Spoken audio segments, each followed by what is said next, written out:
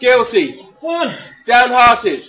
How much effort does it change your feelings? What we're going to be looking at is an ethical issue regarding some of our research, is how riders overcome intense feelings during really hard cycling. So we had some group of riders and we asked them to ride 4 time trials for 10 miles, around about 25 minutes, as hard as possible. And that's not overly damaging to experienced cyclists or anyone really. They know they're going to start what they're signing up for, going to hurt, and that takes about 25 minutes. Of course, we followed the typical guidelines. We gained informed consent, and the health checks were made. And we told riders to ride their best, and we said we're testing some of the equipment, and we'll give them some feedback in some of the trials, but that'll sort of vary between conditions.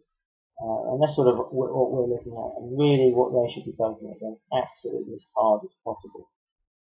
But the sneaky bit was that we were slightly deceptive. And when I say slightly, we were really deceptive in the feedback we gave to riders. Because in 2 of the conditions, we weren't completely honest in the feedback we gave them, and this was intentional. What we wanted to do was increase the intensity of unpleasant emotions, and we did that by telling them they're going slower than what they are. We just calculated a relatively sensitive change, so that they were told they were going worse than they expected. And in the other condition, we told them they're going better than what they wanted to, so that they got a series of pleasant emotions. But these were actually lies. Well, was the deception worth it? What this study allowed us to test was a really important theory on the idea that emotion regulation uses resources, and the idea that if you are working hard to regulate your emotions using glucose, what we found when people were experiencing pleasant emotions, they weren't using glucose as much, but the body was chucking glucose into the system, sort of putting energy into the system ready for action. So they might have been using it hugely to know that it was for hard cycling, but pleasant emotions seem to have a buffing effect against feeling.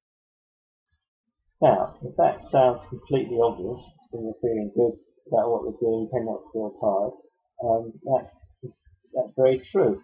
And it just goes to show that how we construct our view of what's going on around us has a huge effect on the amount of energy we feel that's available. Because when we looked at the actual performance times, that is how fast they went, how many watts they used for each trial, it was identical. Identical. It was absolutely remarkable. So they felt better when they were giving pleasant feedback, but they performed exactly the same. If we didn't get ethics, it's